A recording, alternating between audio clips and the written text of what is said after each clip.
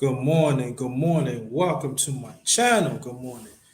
This is channels the underrated doctors. Yours truly, the underrated one, aka the number one grind, also aka BK Black Boss. But thank y'all, thank you. Thank God to see another day, y'all. Thank God to see another day.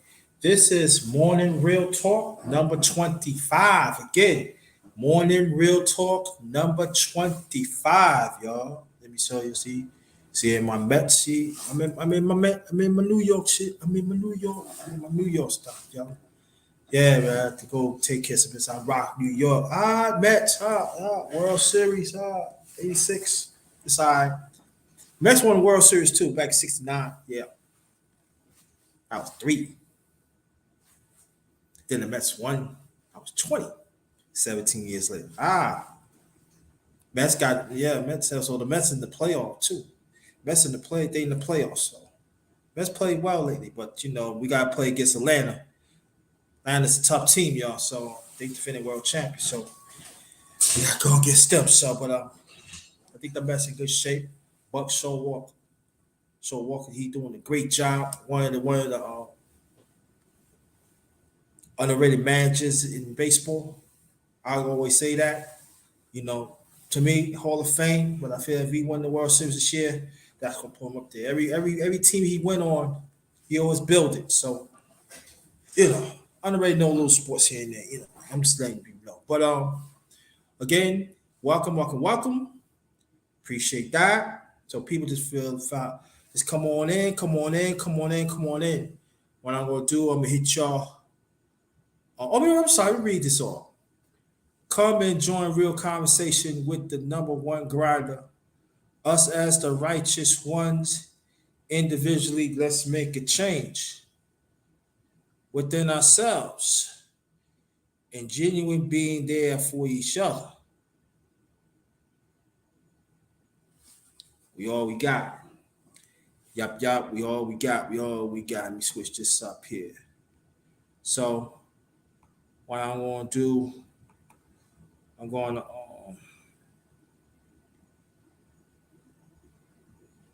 hit you up, man. I feel New York, so I'm hit you up with some New York.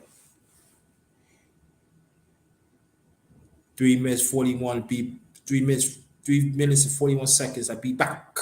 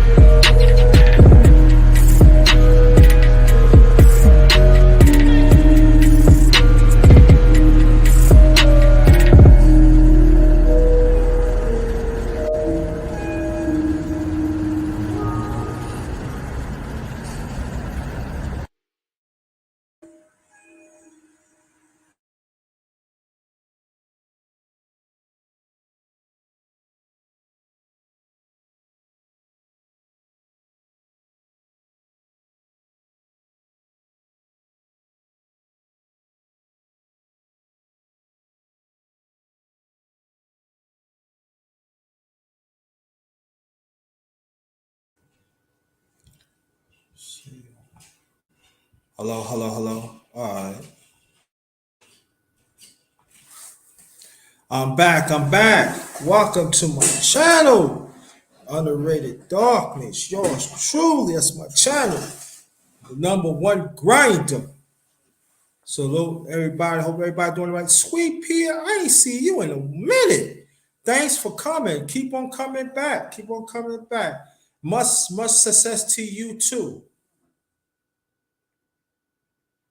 Turn in mic check. Mic check. Mic check.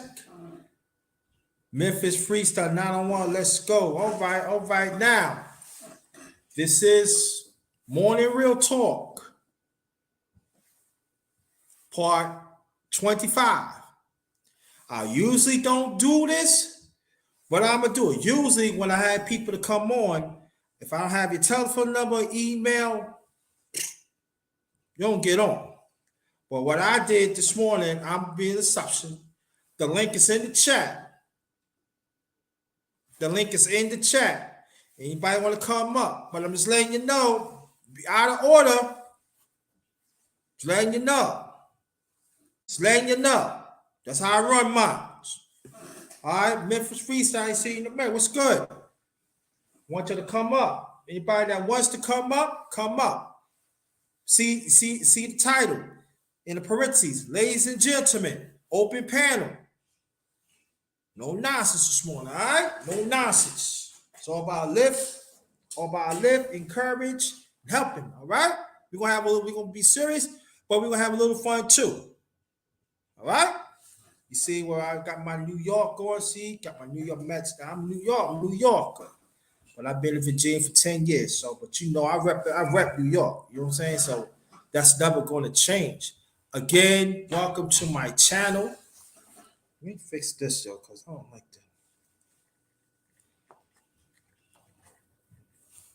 that. Oh, I gotta fix this. Yeah, so fix that. See. Hold on, family. Hold on. I'll make this shit on.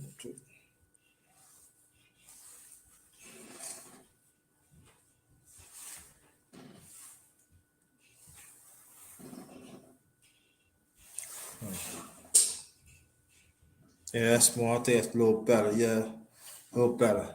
Yeah, again, welcome to my. If y'all can hear me, press one. Y'all can hear me, press one. Y'all can hear me, press one. Y'all can hear me, press one. Thank you, thank you.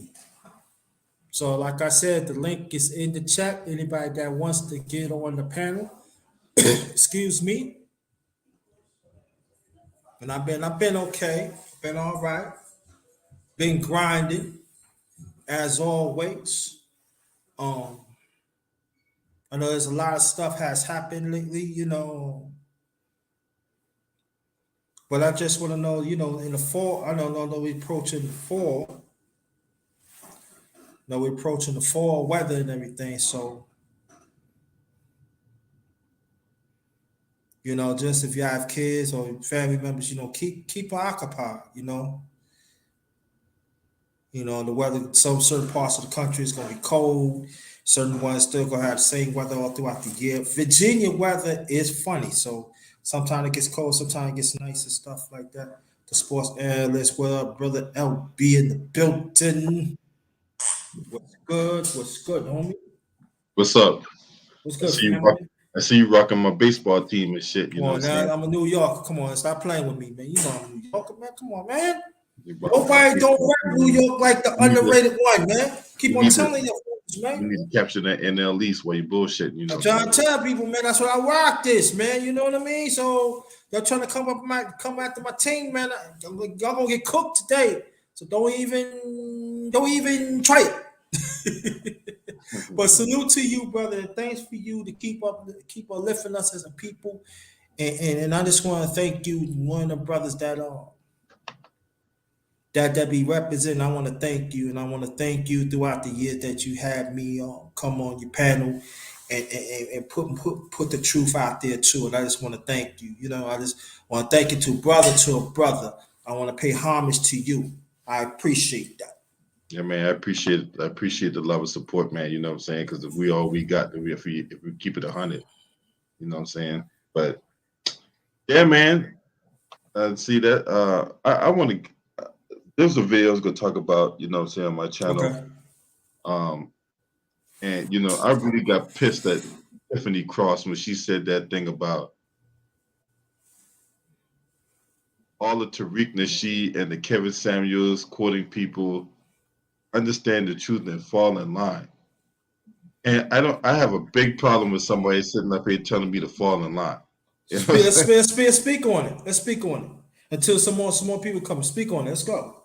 All right. So first of all, who in the hell is this Tiffany Cross woman think she is to sit up here and talk about black men need to understand the truth to fall in line? We know what the truth is. The Mm-hmm. truth is the Democrats ain't done shit. So the hell is she talking about? Right? And second, she sound like goddamn on Howard Dean when he was up there telling black men to shut up, and Simone Mm-hmm. Sanders when Luther Campbell wrote that op-ed on the Miami Herald about Mm-hmm. Kamala Harris, right? And you Yeah. had Simone Sanders with that dirty tennis ball head woman running her mouth about black men need to shut up and speak only when spoken to. I'm like, bitch, you know what I'm saying? Or I was it's stupid, and you know, but yet they want black men to come out and vote blindly for these people. You got Stacey Abrams. Man. You got Stacey Abrams. There was a video clip that was out. What's up, Alex? Hey, Ron, salute to you, man. There was a video clip that was out of Stacey Abrams down in Georgia. She's walking, right? And a Mm-hmm. random black dude approached her, asked her about reparations. She was like, "What's that?" And like she didn't hear like he was saying. She knew good and well what he was saying, and he asked her about reparations, and she like mumbled something as she sped off. And I'm saying, now look, the only time I can see Stacey Abrams speeding off like that is at a dessert table at goddamn on Golden Corral. Okay, that's the only time I can see Stacey Abrams making a dash like that. Mm-hmm. When the man asked no reparations, so that's the only thing I can get from that. She didn't say yeah, so you know my policy. If you didn't say yeah, that means you said no. That's the way I look You, at it. because I mean, look, and you wonder why she's losing the Brian Kemp in the polls. I'm like, well, you're not offering no tangibles to black folks. You offering Mm-hmm. tangibles to everybody else. You're not Mm-hmm. offering tangibles to black folks. So why should we come out and vote? But yet the black men is going to be the scapegoat for why she loses. Oh no, no, no, no, no. Look, I know she had a whole heaping helpings of chocolate pound cake, but this ain't the classic case where she gets to have her cake and eat it too. No pun intended. Yeah. I see her right now that, I know people been asking me, Kelly Ray, what's good? Thank you. If you wants to come up, the link, I'm letting you know right now, before I continue. Usually I don't brother LB will tell you the only ones to get in the check if I have your telephone number or your email, I send my link to the panel like that. What I'm gonna do it this time.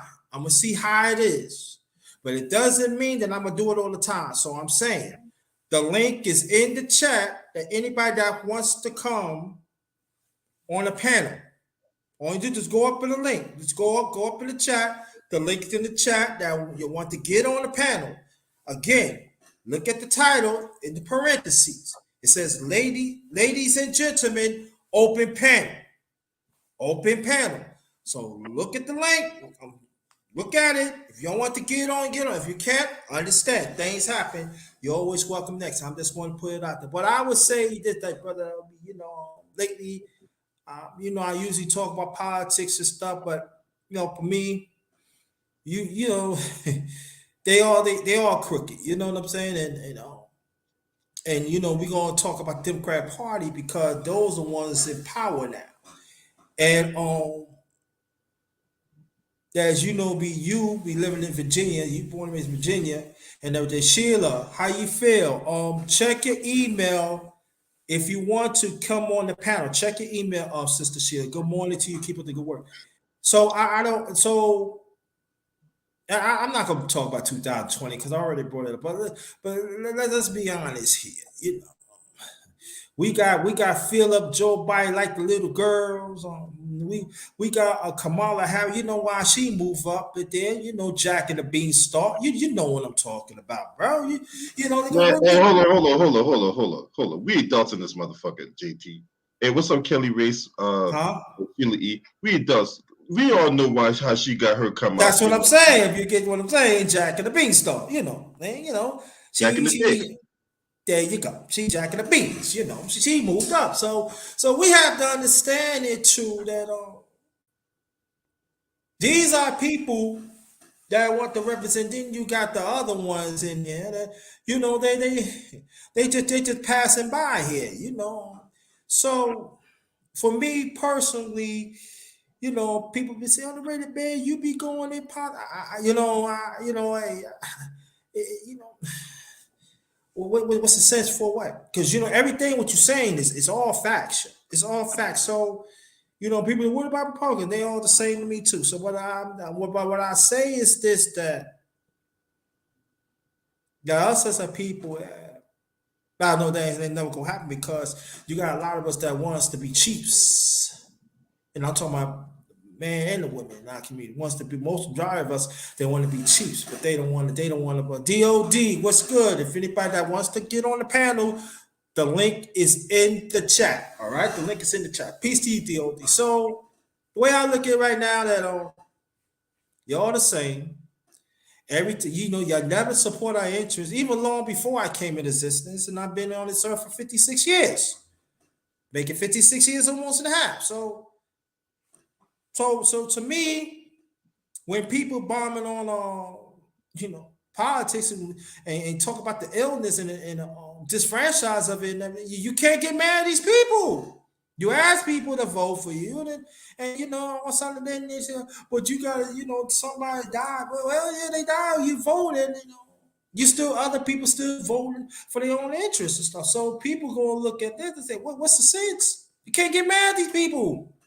You Right. can't. That's what I'm saying, bro. I'm saying, Huh? look, I see voting as no different than dating, right? Like, I'm a man, right? Right.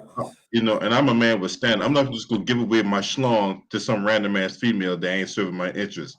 Just like ain't no female just gonna give her pussy up to me if I'm not serving her interests or whatever like that. Mm-hmm. So,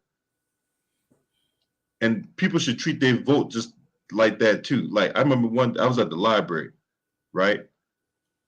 I was at the library one day, couple ladies that was sitting there. It was a black lady and a white lady, right? They was like, "Excuse me, sir, are you registered to vote?" And I was like, "Yeah, I'm registered to vote, but I ain't voting. I got better things to do with my time." And they looked at each other with this flabbergasted look, and I got the hell up out of there before they started asking me all kinds of questions and all that. But I just looked back and was like, and it's like, "Are you?" And she was like, "Are you joking?" I'm like, "No, I'm not joking. I'm not voting." All right. I don't know what part of that thought you get. You know what I'm saying? I don't look like the type to be joking about that. But I got the hell up out of there before they start asking me questions because I already know what's going to happen. You know what I'm saying? Old black ladies who get the guilt tripping and the shaming and like, why don't you want to vote, man? You don't do that. Our elder died for this right for us to have. And you're not just going to go out there and vote? Well, no. Why should I go out and vote? If no one's serving my interest, why should I go out there and vote? They talk, because y'all sitting up here talking about Roe versus Wade. I ain't got nothing to do with Roe versus Wade. Y'all sitting up talking about voting rights. I already got voting rights. We talk about reparations. Oh no, you ain't talking about reparations. You talk about ending qualified immunity. Oh no, you're not ending qualified immunity. Okay, what about defunding the police? Well, no, we're not talking about defunding police. Okay, so why would I waste my time to be at some random school to click some name on a ballot box with a floor creaking and a roof leaking? Right? So, this whole process of voting, man, I just don't understand the whole dynamic. Both sides of the aisle are just as responsible for what the hell's going on. Think about it this way, man. We got these old, decrepit.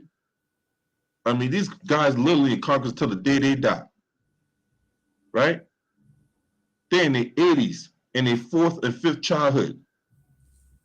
making a clown show out of these institutions, but they're supposed to be some hollow grounds or whatever. Like, yeah, these hollow grounds are right. These hollow grounds are what black people built. So until they get their mind right, I'm gonna keep my ass at home. That's what's up. Yeah, again, welcome to my channel.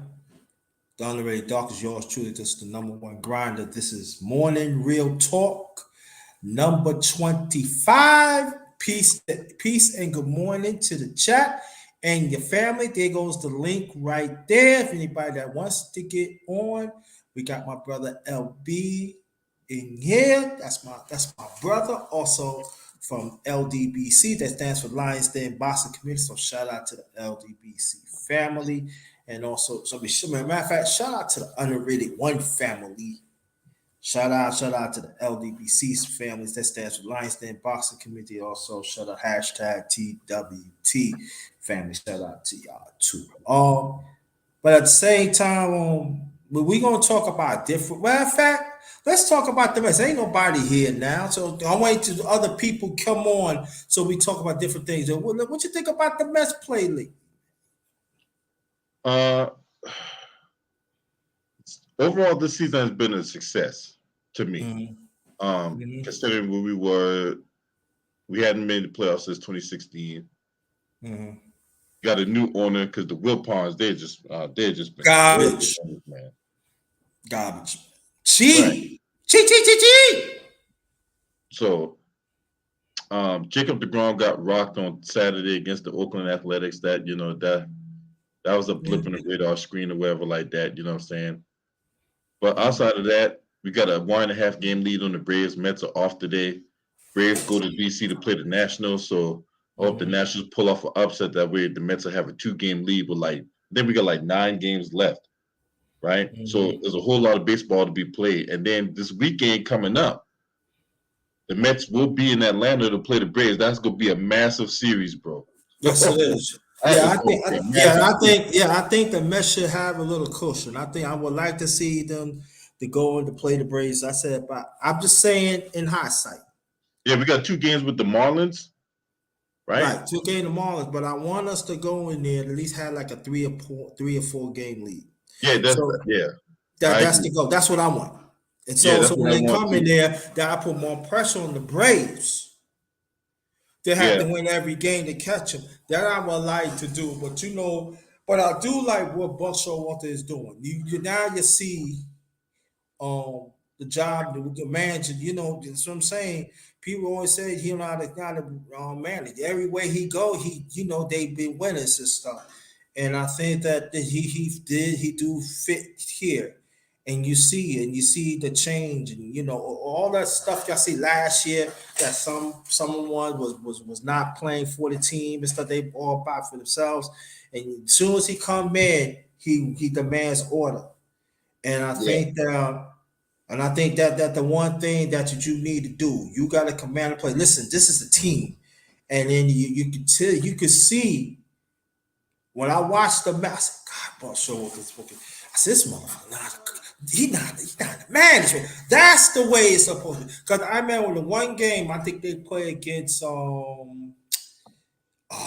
what's that team? Philadelphia. I remember Scherzer, one of the pitches got rocked. Came out. It was Bassett. Came out, never 3rd inning. Came out there. Talk to him. He did like this. All right. Like he said, speed up the game. It's all fine. And from some I think it was the 3rd inning. Yeah, 3rd inning on, Bassett spit. I think from third inning to top of the 8th. Splitting pitching, and that's when the Mets blew the game open. See, that's what you need. You need a veteran manager to do that. But they are managing. They take him out, but it's all right. Let's work on it and everything. And soon as he got him out, you see Buster like this, and it helps the team because and that's what it's all about and everything. So Hey, Linda, how you doing? Thanks for coming, sweetie. She said, just saying good morning, underrated. Thank you. Yeah, catch the replay. We can come back. Please come back. So, Buster Ward, I mean, I don't know. He gonna be the manager of the year. I don't know, but Also, man, because look, Dave Roberts already had, Dave Roberts already had this machine running. You know what I'm saying? So, a lot of people expected the Dodgers to do well and stuff like that. mhm. And but considering the turnaround that they had last year, you know what I'm saying, was under 500 and all that, you know what I'm saying. Mhm. Clearly, Luis Rojas, he was the manager last year for the Mets. Clearly, he was not ready for the job. Clearly, he was in over his head, right? Um, Mhm. so then bringing in Buck Showalter was in making the necessary adjustments and all that. Mhm. Yeah, Pete Alonso was. I mean, that motherfucker's a beast, man. He was a beast. He had like Mhm. 39 home runs this year. Eduardo Escobar, he's provided us timely hitting. Uh, I still feel, despite the awesome record that we have, I still feel the Mets need one more big bat, and then we're gonna be fucking unholy. Now, hey, I'm gonna throw a name out there, right? Okay. Don't be surprised if the Mets end up landing Aaron Judge. I thought the Yankees signed into extension. Nope, they did not. No, No, because that was a big talk 2 weeks ago. yeah, that was a big talk, but look, it's gonna be a bidding war for Aaron Judge, okay? And Steve Cohen, unlike the Wilpons, he wants a winning product on the field. He will do anything legally, ethically, obviously, but he's going to do anything to get the players necessary to put a winning product on the field. But you That's what we know, can honestly say. That but you motherfucker know, got money too. He got but, long money. yeah, his money is very young, but you know, you ain't gonna. I mean, if they ask him, I don't want to give up P. Alonso. Will you give P. Alonso? They're not trading for him. He'll be a free agent. Okay, okay, got So you. they ain't got to worry about trading. P. Alonso ain't going nowhere, bro. Well, P. you know, hey, P. Alonso with Judge. Alonso ain't Hey, going nowhere, Yeah, bro. P. Alonso with Judge. Hey, I take it. But the priority for the Mets, as much as I like Aaron Judge, the priority for me is for them to keep Jacob DeGrom. That's the priority for me. Yeah, I agree on that. I mean, if you keep this is what I feel. If you can keep Jason DeGrom and get Judge, Mm. I mean, we got to keep the preeminent strikeout artists in our generation and on the team, bro. yeah, you gotta Hey do that. man, this dude had one game against the Pittsburgh Pirates. This dude only pitched 5 innings and had 13 strikeouts. I'm like, God damn. Yeah, right. So I was like, man, that man's a beast. But yeah, we got to fend off the Braves. See, the one thing about the Atlanta Braves that's on their side, they got youth. See, that's the one Yeah, thing about the Braves no one's talking about. Like right. Spencer Strider is a rookie. That motherfucker's out there striking people out. Uh, if you have Michael Lewis that they brought in, the Grissom cat that they brought up, you know what I'm saying, who's been out Mhm. there contributing. Because Ozzy Albies has been hurt. You know what I'm saying? This dude, he's a really good player, but he can't stay healthy. Dude got injured, came back, and then got injured again the next day. Now he out for the regular season. Ozzy Albies is, Yeah. and then you got Austin Riley. Um, I mean that team is, and then who can ever forget Ronald Acuna. Hmm. So the Braves, man, like I said, they got youth, and so that's just a testament of how well ran their manager. the GM, the scouting department. You know what I'm saying? That's a well-oiled machine to be able to put that kind of product on the field, and they got youth, and they got upside, bro. Yeah. This remind me, this remind me of the Braves team with Tom Glavine, John Smoltz, and Steve Avery, and you had David Justice and all them cats back in the day. Ron Gant, all Yeah. them dudes. But hey, if there's any team that's up for the challenge, I think this Mets team is up for the challenge, bro. I Yeah, think I believe they're up to the challenge. But Brian, I understand you saying that people pay too much attention to sports. I get what you're saying, but I would say this that too that way how sports is, you got now a lot of technology with it, and then you got people who's really love sports. That's part of American culture. Oh, it's been a part of American culture, and I understand what you're saying in the chat. I get what you're saying. Like for here, there people say they buy a lot of stuff. Like my gear that I bought this year, I didn't pay all that money. I ain't pay a lot of money for this. For this was less than $150.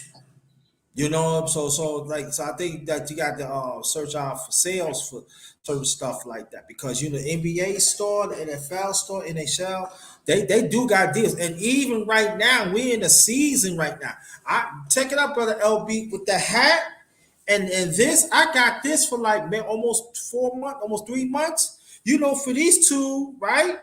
They got them for $100 something, and I for these two I pay like maybe close to $200. That's still steal. But they got these two for right now. We're together for $100 even, free shipping and all that. So it depends.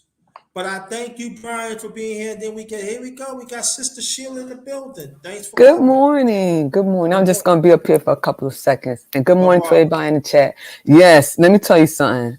My Giants, I think I'm do pretty good this year. So I had to bring out my Giant Ugg boots, Yeah. my jacket, my jersey, my ring. I got all that stuff. Giants, New York Rangers. I got the Mets. Yeah, you see what I got, right? In Brooklyn. I see. There you go. yeah, Giants, man. You know what I'm saying? Hey, man.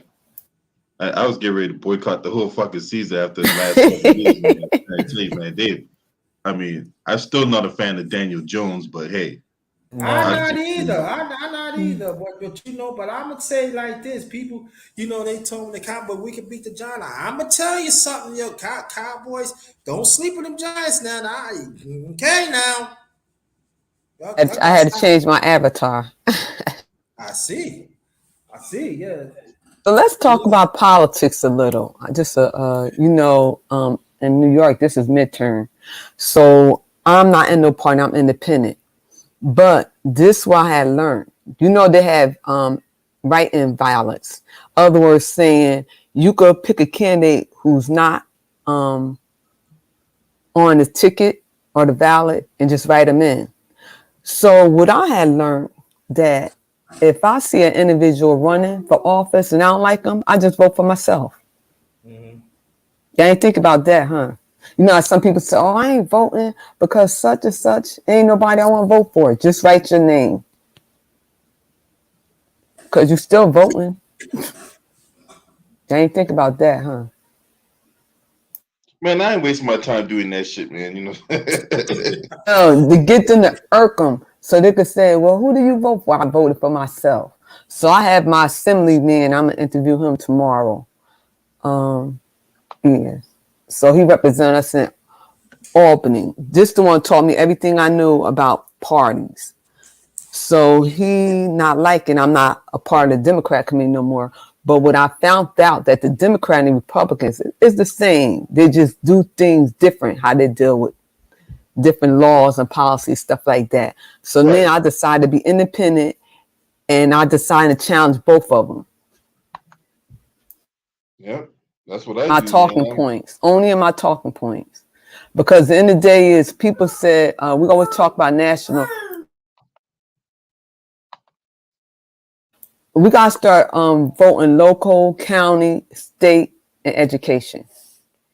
Yeah, I believe so too, Sheila. I think that's where you feel the most impact, and is on the local level. So, like your judges, your comptrollers, sheriffs, voting on different referendums and all that. Then, yeah, I agree. Uh, you Yes. feel those impact voting locally, but on a national scale, where you got camel toe, oh camel toe, no, Tell them Well, who's that's who Camel Toe. They ain't probably know who Camel Toe that's Kamala Harris. I haven't. I ain't vote for her. Cause I knew she was gonna be trickery when she got in.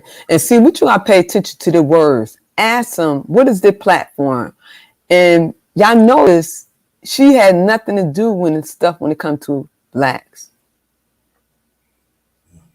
Be careful, Sheila. You say that. A black woman would attack you. And then she'll tell you she's not black. Yep. Yeah, I know. So, But you but my can't. thing, God, go You ahead. can't. You can't. But you can't tell them. You can't tell them people in this spaces. You can't tell these bougie motherfuckers You not. can't tell You them know what I'm saying? that. Yep. So the end of the day is my thing is vote for who is best for your interest where you live at. When it comes to local, county, state, your zoning, if even when you have a problem with what's going on, if you have a child who in a school system, get to know your candidates on the board. You know, because a lot of people don't know the board education, the district have a lot of budget. Their budget is big. Their budget where I live at is bigger than my city budget and my county budget where I live at. So the end of the day is get to know your surrounding. That's what politics to me is. I keep it basic.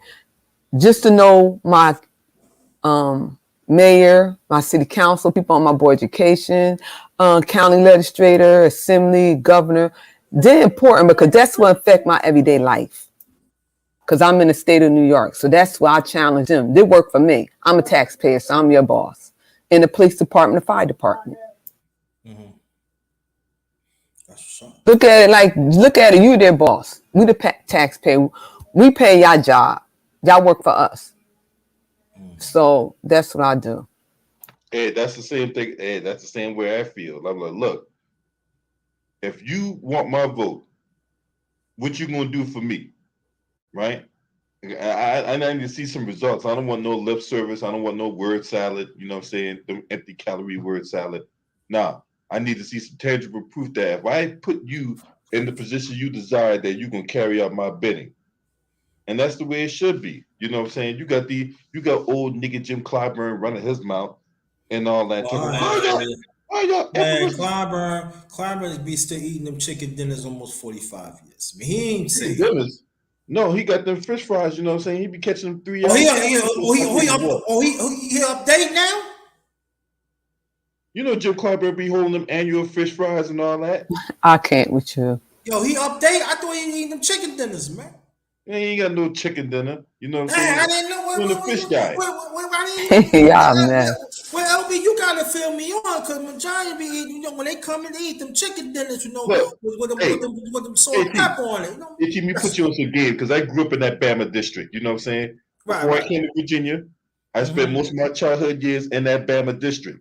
Right? Mm-hmm. Yeah. He first got elected in the Congress in '93. He was a sharecropper, but then he's a sharecropper on steroids now. All right? Damn. Yeah, he told me I was 27 then. Ah, man. Good morning, Kelly. Good Good morning. morning. Good morning. Sister.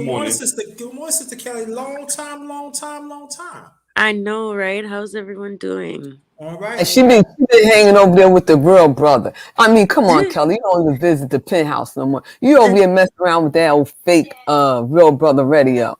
You know, Oh. no, I don't intentionally. I don't see you live, Sheila. Either it's really early when I'm sleeping. Yeah, I do go I early. yeah. I have to troll RBR a little bit. That's a little bit of my And you be highlight. trolling. Now, I'll be what? RBR. All right. So that's the real Well, brother. yeah. Next subject. Next subject. Yeah. Yeah. Next But then subject. anyway, no, when you said writing in yourself, that kind of, I never thought of that, right? But Oh, Callie, that irks them when you say that. Oh, where they get that? I mean, the one I'm interviewing tomorrow taught me everything. I said writing, like yeah. So they hate when you say that writing. Oh, we didn't know. Oh, that's like people don't know about no writings. Yeah. yeah, because Yeah, they clearly want you to pick one of the two. I mean, Yeah. you know. But I'm really considering doing it myself. Yeah, and you put that in the chat and go more on that, please. I think that all of us should actually consider, if we're gonna start out at maybe alderman, Hmm. school board, whatever, because a lot of these people don't have. It's not like they have an education in this. They're not. These some of these people are just normal people, right? Right. So why can't we?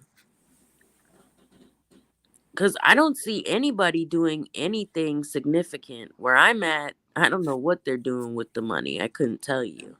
If you don't mind, I yeah. ask you, Because Kelly, if you don't mind, you mean they don't know what they're doing? I tell you what they're doing with the money. Hey, wild sex parties and drugs. There you go. This what you do to rough the feathers.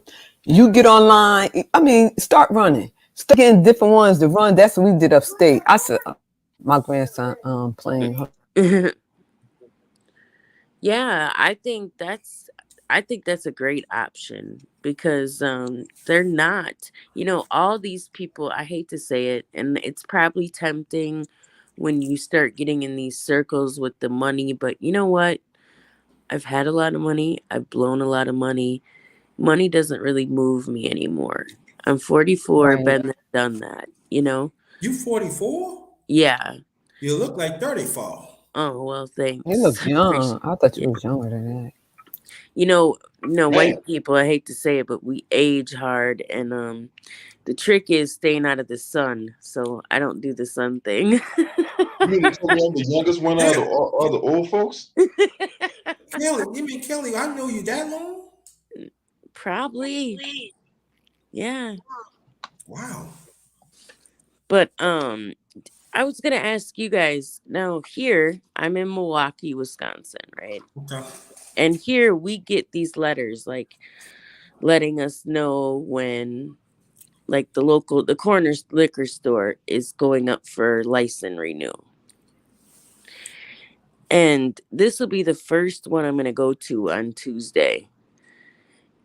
And I'm curious if you guys get these options to go to. They literally send them to the house. But I think, Hold on. Hours they don't send them to the house, but they we can't ask for them. That's when they have them on the agenda at our city council meetings and stuff, and we can ask questions. well, I mean, truth be New told, York is different. the community doesn't own. We know most of the communities don't own the stores, right? Um, this disgusts me, but I don't know how to change that. For example, here the Asians have a whole lot that they just get for free to grow vegetables, whatever they want. And Start it's challenge your town or wherever you live at. Start going. Let me tell you something. A lot of meetings, everything you want to know is online.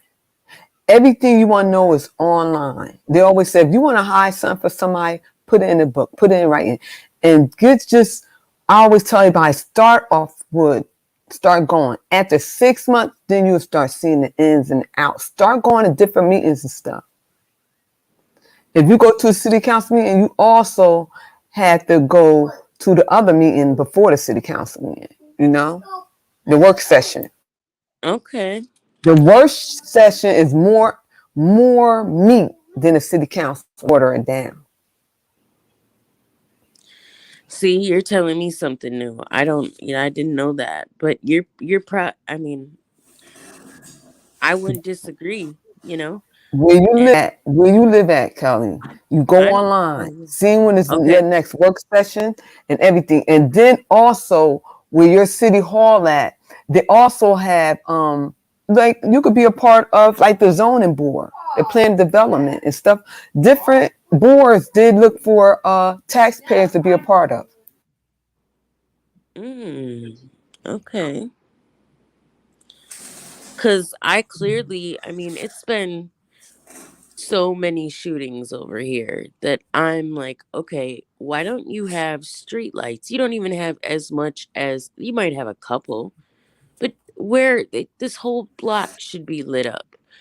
Where are your cameras? Where are the police? Where is the response time? I've timed it. You know, a 30-minute response time is unacceptable. Somebody would bleed out. 30 minutes that police are scared.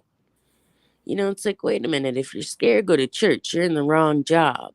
If you're scared, get a dog. Yeah, I don't know. And Okay, now what you can do is start a program that will have a relationship with the police and where you live at.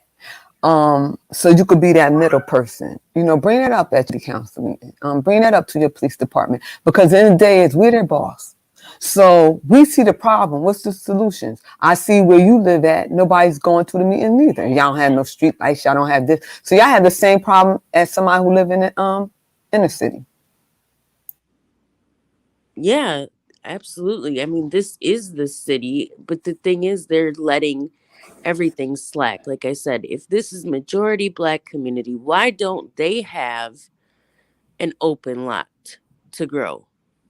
Because nobody's saying nothing. Then let me tell you something. They only gonna do what y'all allow them to do. And what I do is I hold them accountable. I put them in that office, so you gonna work for me. So I have my foot on their neck. I ain't some bad and all that, but I hold them accountable. I want to be transparent and just like different things with the immigrants and stuff. And don't get me wrong, I love everybody, but the end of the day is y'all doing them more than y'all doing the citizens who live here. So my thing Facts. is, how you gonna give them such and such money for their business and stuff, and they even not a citizen here in the state of New York?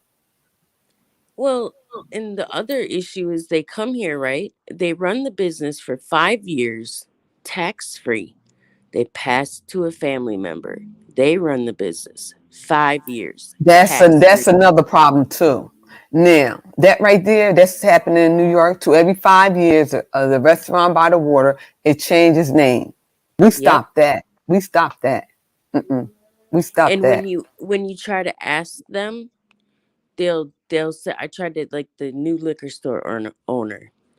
Yeah, they're very nice, of course, because they probably get a nice amount of money out of me every month, right? But the point is, they'll act like, oh, I don't know what you're talking about. Bullshit that you don't know what I'm talking about. But they know exactly what you're talking about. Yeah, Exactly what exactly. we're talking about. Yeah, let me make Yeah, this you bring up all that stuff. Now all of a sudden, now there's a language barrier. Yeah. You don't Yeah, learn to speak exactly. English today. Yeah, let me get this announcement first. Again, the link is in the chat. I usually don't do this, but the link, anybody that wants to come up, the link is right there. And I'm just saying, show respect to me, show respect to the panel, show respect to the chat, and stick to the subject. This is my channel is the Underrated Doctors. You're also the number one grinder. This is morning real talk number 25. You see the title in the parentheses, ladies and gents, open panel. So that Good. means you got two ladies up in here. So ladies, there's no excuse. If you want to come up, come up. Anybody else that wants to come up, more than welcome. Y'all can continue. Go Giants. Yeah, go Giants. Go Yes, Mets. yeah. No, go Mets. Go Mets. That's They're not Giants and playing tonight. Rangers. They're not playing. The Mets not playing tonight, so I can't root for the Mets tonight. But No, the I'm ready. Giants, I want them to beat them I'm goddamn rooting for the Cowboys. Mets. No, I got the Met thing on, so I got to root for the Mets.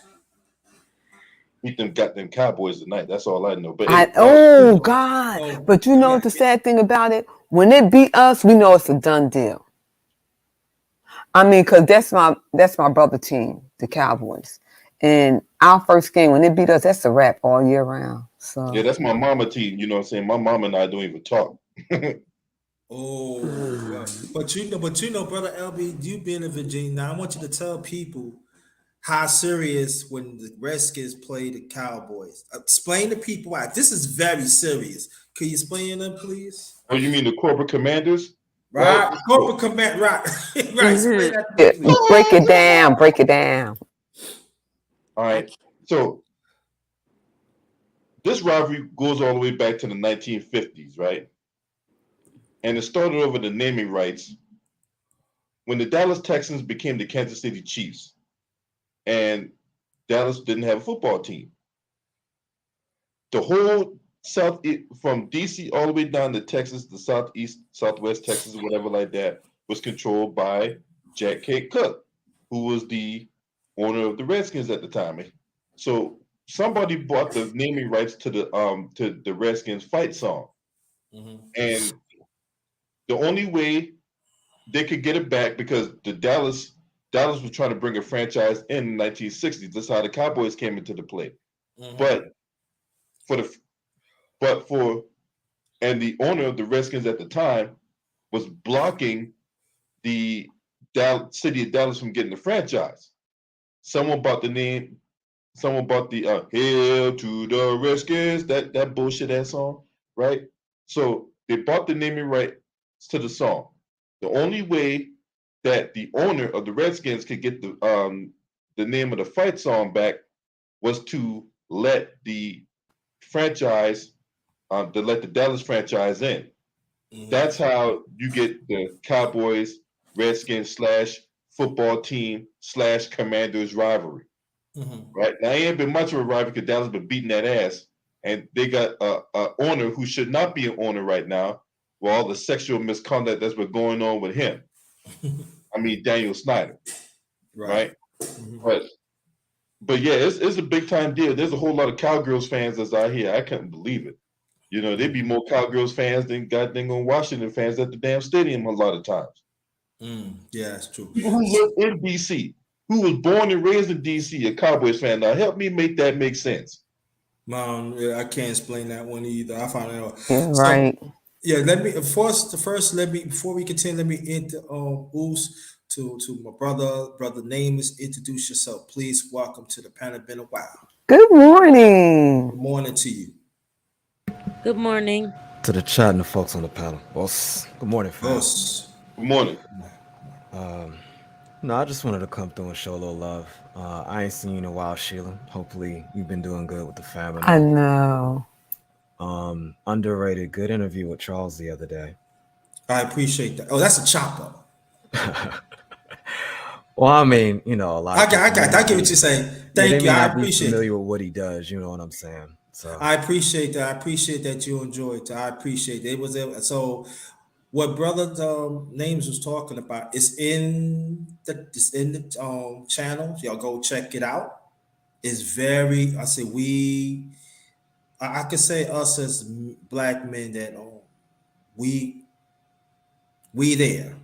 And I'm gonna brother names. I'm gonna reach out to you sooner or later. I'm gonna do a special underrated men's talk very soon. I don't know when because I do got other chop ups I gotta do, and I do got other engagements in my channel that I gotta finish up. you But I got me want on to. IG, right?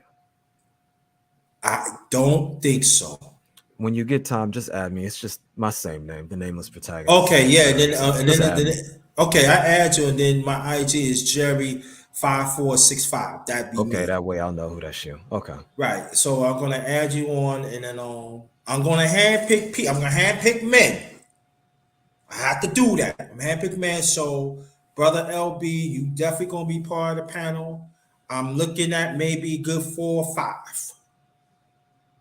I'm looking at 4 or 5. I don't want to be dealing with a lot of men because as you see in the space, I got to say this. They don't want to branch out. So I don't have no time for that. So, but it's gonna be like some of me and Charles talking about. Then also I did a chopper with brother LB talking about.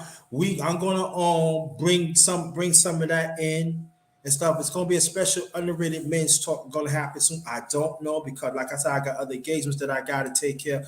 But brother names, I want you to be part of that panel and it's certainly appreciated. Now anybody that wants to join, you can reach me out of my email. It's all in low caps. No, I ain't gonna give you that email. You can reach me out of jtblackman49 at gmail.com. jtblackman49 at gmail.com. If I don't know you, can't participate. I had to know you.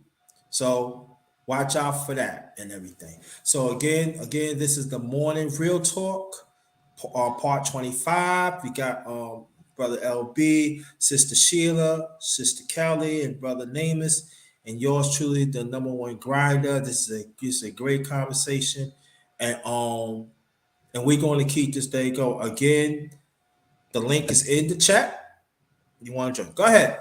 I did have two questions, directed at different folks. Number one, I think it's you called him LB. What's going on, family? What's up, bro? Yeah, so my parents were in the military, but my grandparents lived in the DMV. So I'm all about what happened. Like my grandfather used to drive Dale Green to his games in a limo. So Mm. I didn't know all that Wow. was going on in the background as far as why that rivalry was going down between the Skins and Dallas. But yeah, I think probably for every it's probably some goofy ratio, like 66% of folks are Dallas fans in DC. I never understood that. And it's funny because right now I'm in Dallas and nobody even talks about the Redskins. No, I bet they don't. It's all about Cowboys out there. I could be out there Nobody next talks month. about I'm coming out there next month. You know what I'm saying? it. Yeah, I just thought that was interesting. I didn't know that that was going on in the background. It did bother me when I dug a little deeper as to some of the arguments with the team naming and how, Dallas was one of the first in the league to hire black folks. So, I gained a little bit more respect off of that. But I didn't know that all that was going on. But number two, Sheila, actually, this can kind of be open to the panel. I know you do a lot of city planning up there in New York. And something I don't think people appreciate that you were bringing up earlier is how even though people may have an understanding of the federal government as far as officials they may be electing towards, so maybe they're senators, folks that are going to participate in Congress, once every 10, 15 years, a judge, but in particular, the presidency. And that tends to be the extent to which people engage in the political system. I'm shocked at how people are not on a consistent basis doing the one thing every other group of people are doing, which is sitting in on these meetings at the local level. I don't think it's been emphasized enough how 9 times out of 10, the reason why most people aren't seeing resources that they need is because there are other groups of people that are sitting in these meetings, casting votes and getting their presence known and having those funds that are being sent to the state directed to their part of the county.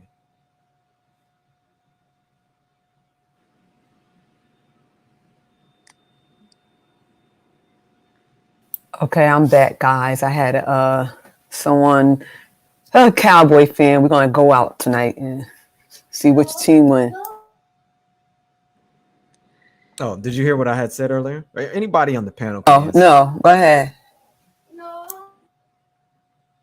I agree. I'll just say it. I agree at 100%. That's factual. But go ahead. Okay, yeah. Can you repeat that again? I'll reiterate.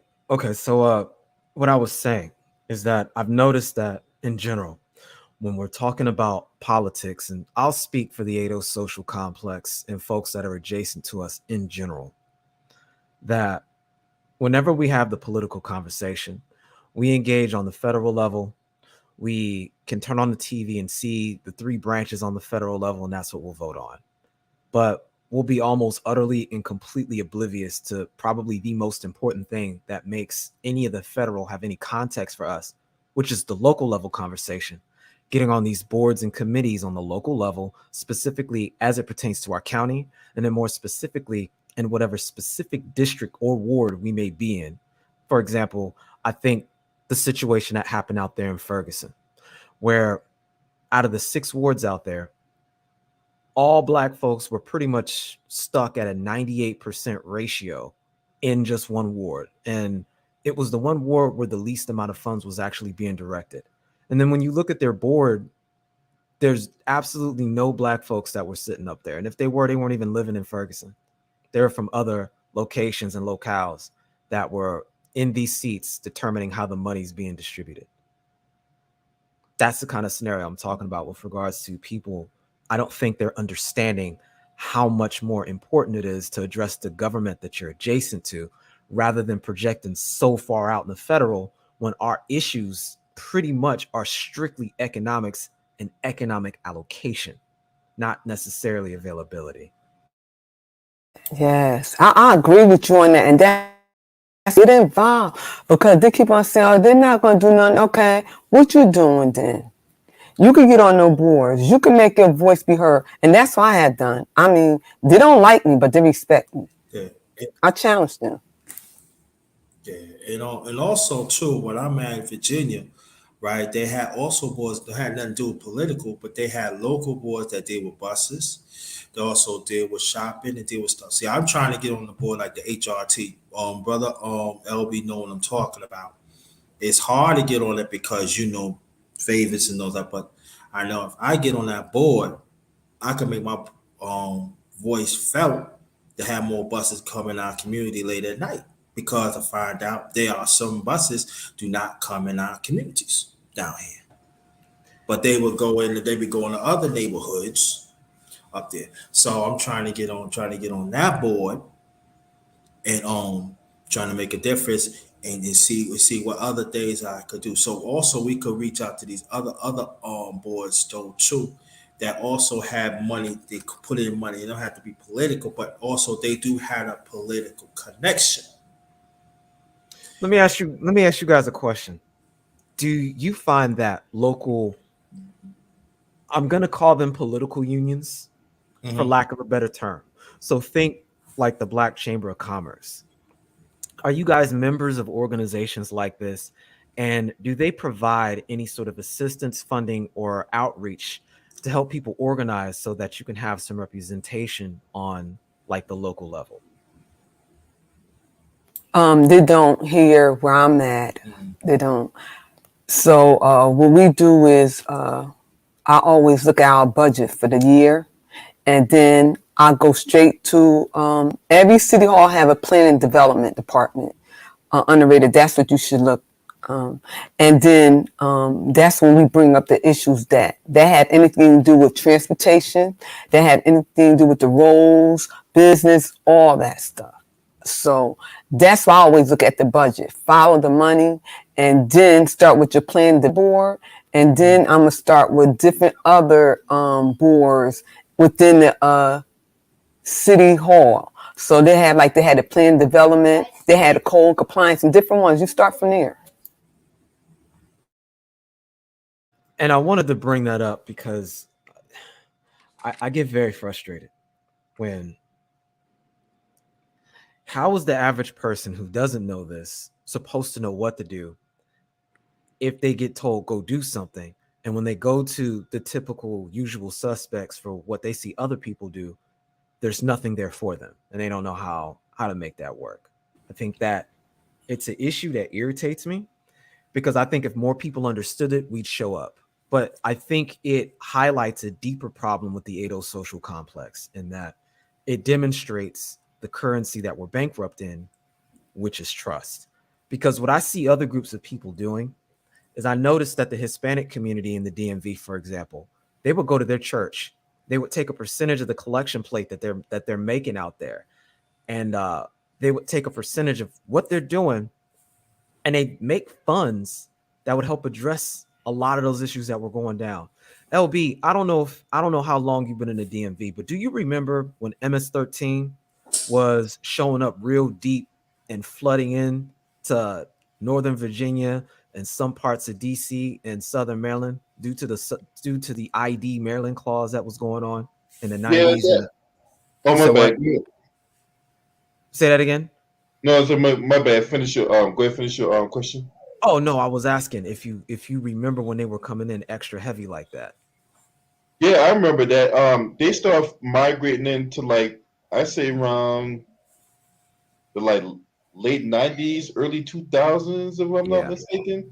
yeah, Um, and they used to.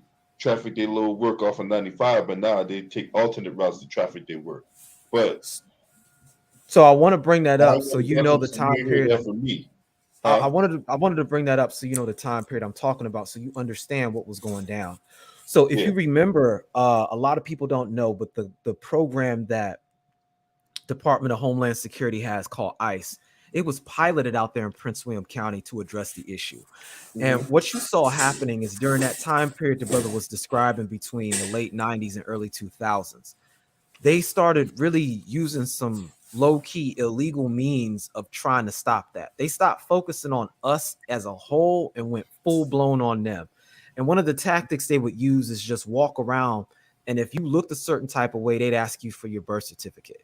And I mean, who's gonna have their birth certificate on them walking around, right? So you wouldn't have it, and then they take you down to the station. So obviously they was getting a whole bunch of folks that may have been light skinned and black, or maybe they weren't even from associated with MS-13 or whatever. They could have been from anywhere. The bottom line was the Spanish speaking community came together in the churches and whatnot, took a percentage of the money they had, and they started sending their lawyers out there and legal professionals to go complain to the county board every time somebody got locked up, every single time. And like maybe one or two was legit, but getting all of those different knocks on their record made it look really bad for them to get reelected for the next cycle. So eventually they started pushing those dudes out and they stopped messing with them like that. And I just kind of looked at our demographic and it blew my mind, because in that same time period overnight, they ended up being more Spanish owned businesses. I'm saying Spanish not as a language, but individuals whose primary language is Spanish. There are more businesses oriented around that than there were African Americans, even though we were there first and we have more money and resources available than they did. The difference was the way they organized. And I think them having a common language helped unite them. But at the same time, it frustrates me when I see that this is the same story for us as a group across the country, it seems, no matter where we go.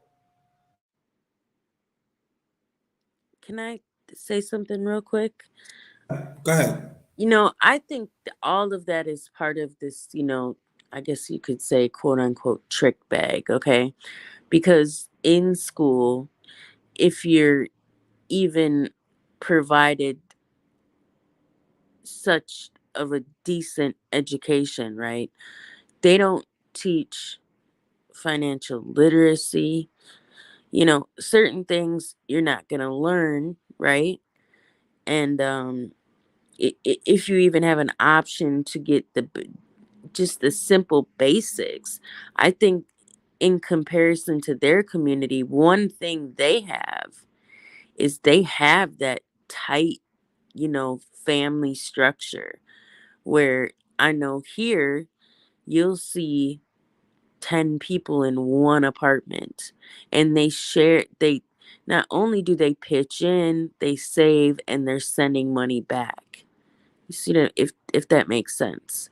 And I think that that's where a lot of people go wrong, because everybody, like I said, you don't get taught these things. If they even started as simple as school board, a lot of people don't even go to a parent teacher conference, right? I think a lot of us have been kind of spoiled and just floating through, like, oh, it'll be taken care of, because we've been taught to focus everything on the federal government and what they're doing, while local things are gonna slack and, like you said, basically help other groups because they're gonna be there for it. And I'm glad you brought that up, Ice, because I had a problem, still do have a problem for the state of New York. They made the state of New York a sanctuary city where they bring the immigrants here. Ask the bishops, the pastors, what can we do to protect the Black community? Why can we be territory? Why can we stop being so vulnerable and letting anybody come in and do anything? And in the meanwhile, they oversee us and stuff like that. Again, we organize more, grassroots. I think part of that too is we got to identify the infiltrators and the operatives too, because a lot of times trouble starts from within, and you get people who say they're on your side and all that, but they got their own agenda or whatever like that. So I think early on, because they do this back in the medieval times, we go back to how wars are won and all that other stuff. They identified the infiltrators and the operatives from within. Who eating too good in the neighborhood, right? We've seen these shows and we've seen how this stuff works. So I think that's one key. I think another key too is like a lot of times, going back to what the nameless protagonist was saying about trust, because there'd be a lot of infighting too. Um, I don't know if anyone understands how the code works. The code's the leader. No one person should be up above anyone else. If we understand that the code is the leader, that means you, my sister, you, my brother, we walk side by side in this thing, because what we don't want to have happen is the white supremacists see that we got this infighting going on and then they take advantage of that. No, our deal should be with them, not us. That's all I got for that. And that because when you do start a group, and you start off for example, it started with just the six of us. Now I'm the only one still standing on the agenda where they would throw things at you to get you sidetracked, and that's why I say I can't be bought or sold. I got to stay focused. Yep, for sure. And So yeah, said, go ahead. no, But I mean, here, if you say white supremacy, I'll tell you this. Who needs white supremacy when everybody here, I'll say here in Milwaukee, bodies are dropping left and right? I mean, 20 over the weekend, it's insane. And I, I mean, that's a problem in itself. I'm just saying. I don't, What I found out, Kelly, that you don't tell them do, because that's what our problem was when I ran for board education and I ran for city council. You have your platform and make it in general, but you know what specific area you got to focus on. It's always in the wording with the platforms. They're slick with their words. That's what they get you at. Always look in the wording. not only with that, that's that law jargon that they catch you up with, with the, oh, I don't even want to get into that. Minority. Yeah, Okay, with the affordable housing, those words like that irk me. Cause what may be affordable to me, not affordable to you. A minority, everybody thinks just blacks. No, so right. that's why y'all just get educated on different stuff. You know. But it's got to be something. We're a sanctuary state, I think, in general. But it's like Mm-hmm. they proposed bringing people here, and I'm like, hell no, no, we don't have resources, you know. And these people will get housing. They got their own job center. I'm like, whoa, wait a minute. We don't even have that in these communities. Are you crazy? That's why I don't like. I'm be honest, and I hate to say this on your platform, underrated. I don't like the Democrat states. I don't. No, no, no. You can say that because I've been ever since I got my channel, but I've been bombing. I be bombing on them Democrats. I don't. I'm be honest. I don't, because the Democrat, they come with that mess, and it's sad. It's so sad. It is, and I used to be a diehard liberal because I thought I was doing the right thing. You know, I kind of changed up. I don't know, Obama's first term. I didn't vote for him the second term. That's when I started like, wait a minute. And then when Trump came around, and I was like, let me look further into this. And then I started to really open my eyes and see, like, oh, no, no, no. I've been doing this wrong. Now, I was doing it for the right reasons. But no, I can't deal with that party either anymore. Yeah, but And the Republican, go ahead. Kool-Aid contingent though, they'll sit up there and tell you, "Oh man, if you don't vote, man, you're doing the Republicans a favor and all that nonsense, right?" They'll sit up there and talk. I had someone when Trump was in office, right? Trump was running around here doing his thing. I had somebody told me just because I didn't vote, I was a Trump supporter. I was like, what? What kind of gangster shit is that? So, but yeah, I don't rock with Democrats. If you follow my channel, I talk about all that. I don't rock with the Democrats. I don't rock with the Republicans. I'm for black empowerment. If you're not for that, then guess what? You against me. Ain't no gray area in that. Yeah. Right. Exactly. Great conversation. Before we continue, Kelly, tell more people about your channel, Sheila and brother LB, and then we're gonna keep it going. Peace, Sonny Boston talk. Peace to you, brother. So ladies first.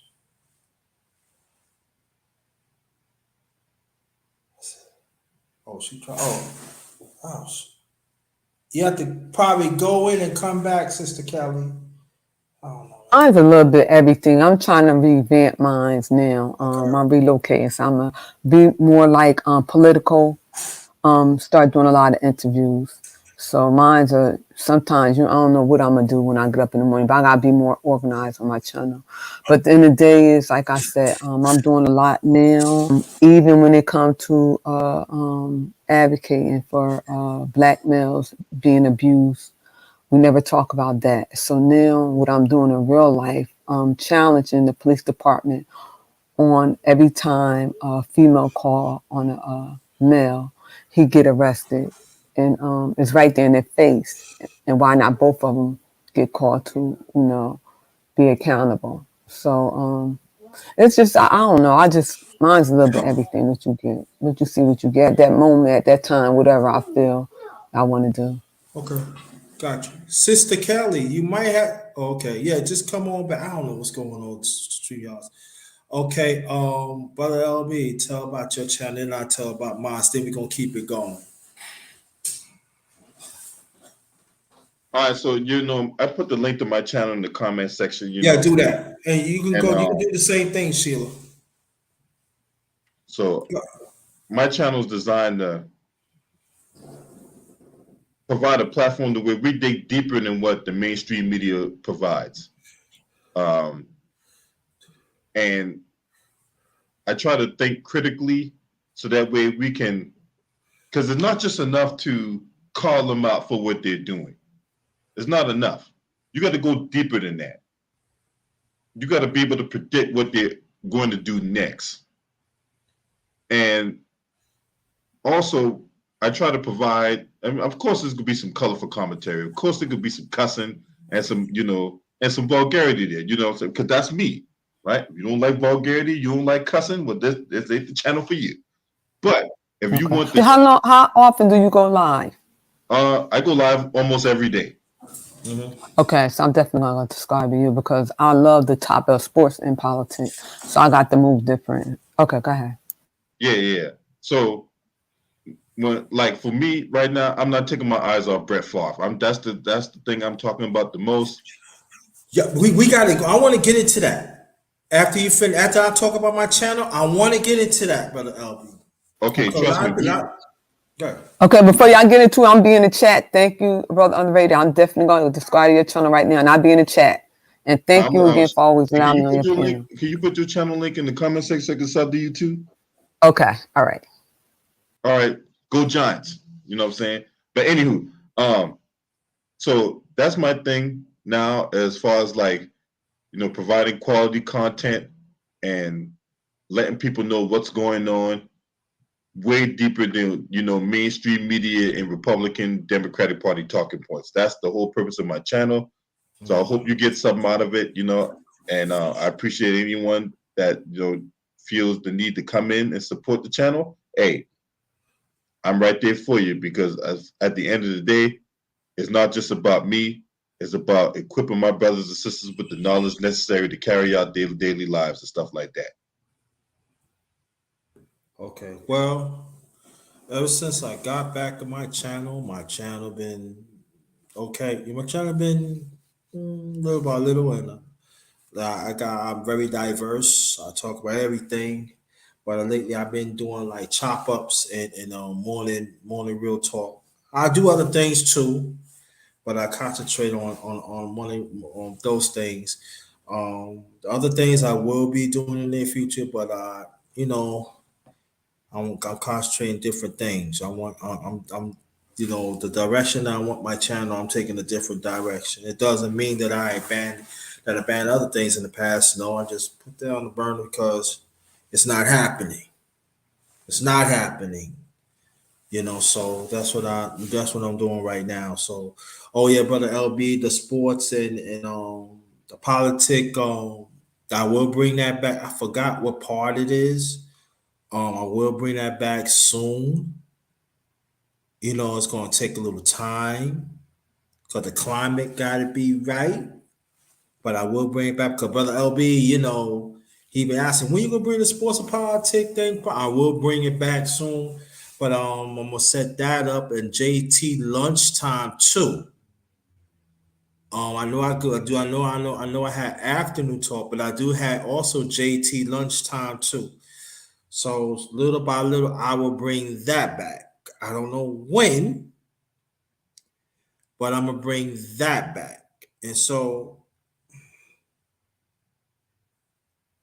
y'all, when you see me, you see me. That's all I'm gonna say. You're gonna see me again. Welcome to my channel, the underrated darkness. Yours truly, the underrated one of the best cat secrets on YouTube. The best of the business. We had Sister Kelly on there, and we had Sister Sheila. Then we got my brother LB on here. We gonna keep it going. So I'm gonna turn it to brother LB, and he gonna tell us more about that no good Brent Favre. So it's yours. All right. All right. All right. All right. So we gotta go back. We gotta go back to memory lane here. I gotta pull up. There's a website I pulled up, and we're gonna talk about this because it's labeled in detail. So we gotta talk about the text messages, right? Excuse me, could you post that in the chat or you can't?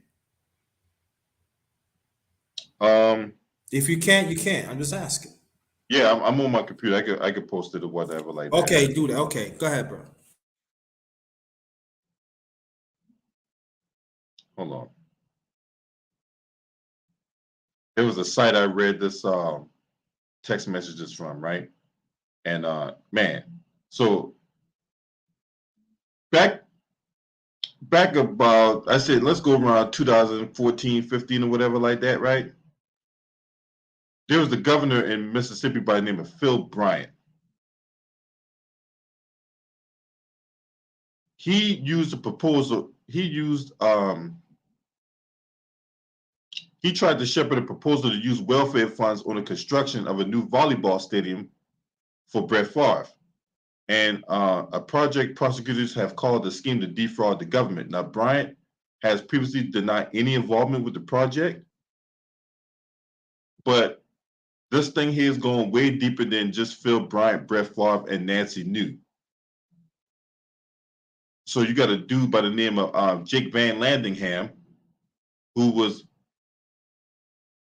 the CEO of a company called Prevacus or Prevacus.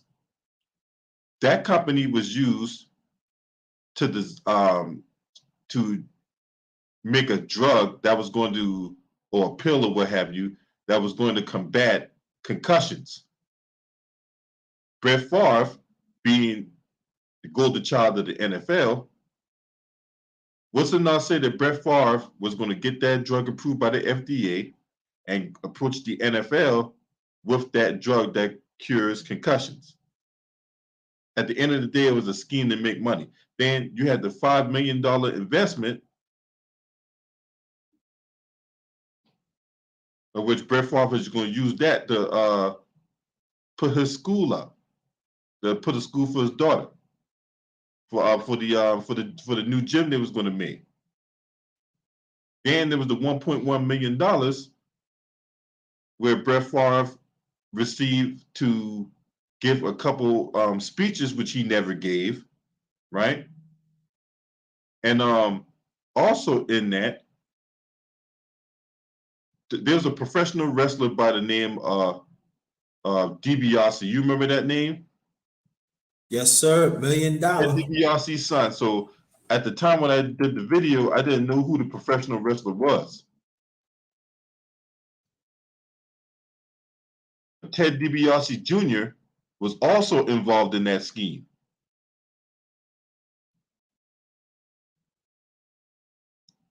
So, and he got like $1.5 million to speak, which he never got to speak at those events.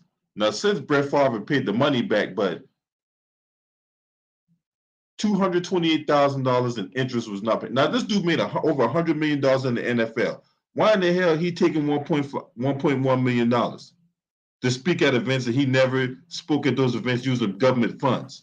Right? He's a good old boy of. Now, I'm gonna tell you this: if it weren't for that water crisis that happened down in Mississippi, we would have never known about this.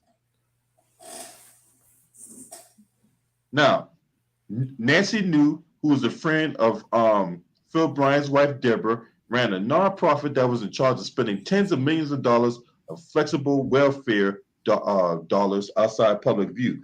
What followed was the biggest public fraud case in the state's history. Nonprofit leaders had misspent at least $77 million in funds that were supposed to help needy forensic auditors found.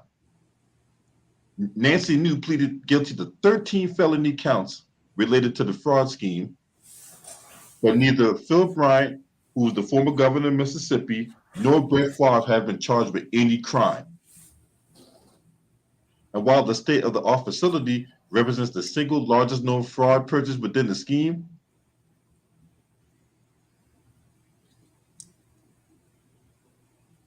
hold on, underrated. Okay. And I'm gonna ask this question too, but I gotta ask Brother Elton this question because there are some politicians is involved with it too. All right, so let me ask this question before you continue. All right. Is it? I could stand be corrected. They are prominent politicians is involved with it, right? That is federal, right? Am I correct? No, this is all state stuff.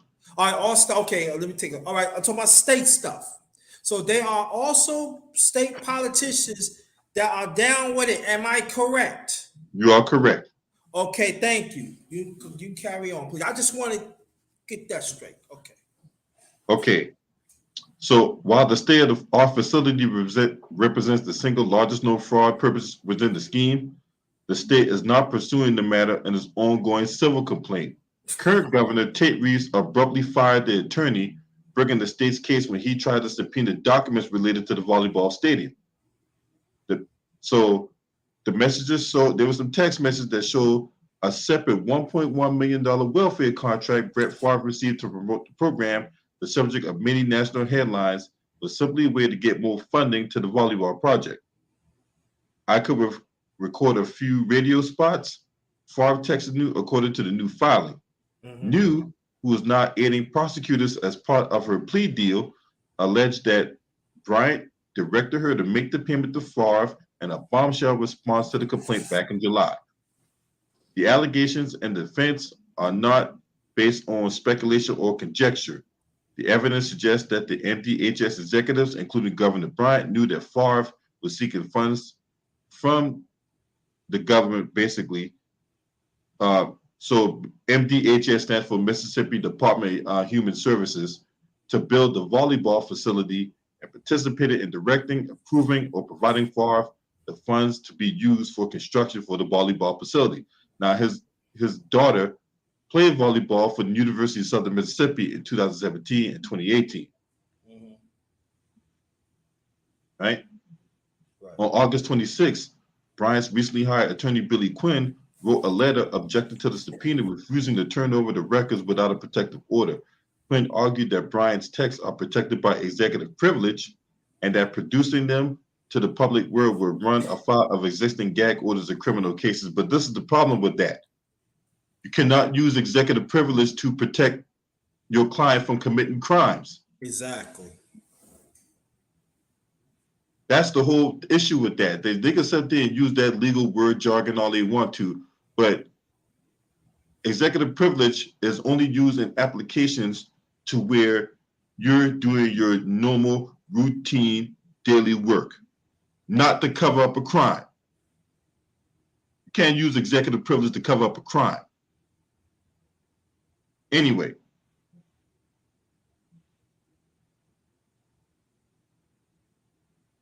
Then you had, hold on, there's some more stuff. So Nancy New had a son, Zachary, who admitted in his April plea agreement to defrauding the government when he participated in a scheme to disguise the Southern Mississippi construction project as a lease as a means of circumventing the limited purpose grant strict prohibition against brick and mortar construction projects in the violation of Mississippi Code and 97-710. So you had that going on. So, and then with the what's the other Jake Van Landingham, when it comes to the predicate stuff, Nancy New was getting 50,000 shares of the company. They was going to pay her 50,000 shares of the company had they gotten that off the ground, gotten the FDA approval, and Brett Favre would have gone to the NFL to push that drug, to push that company. The NFL invests that company. Brett Favre makes the money off of it, along with the other people that's supposed to be in that board of directors. And that's how you have white supremacy operating in the background. Now, Brett Favre still hasn't gotten charged yet. The FBI questioned him, but he hasn't gotten charged yet. Think about it. If Brett Favre was Deion Sanders or Ronnie Lott, he would be locked up already. It is, yeah. He'd So be locked yeah. up already. Go ahead. What'd you say? Huh? No, go ahead. What you said? No, I said Brett Favre was Deion Sanders or Ronnie Lott, they'll be locked up already, but we all know Of course, yeah. it's the complexion for the protection. And let me say, Brother LB, what he talking about, this is concrete, y'all. This is public information. And I know the NFL knows something about it, but it's so funny, they keep their mouth shut.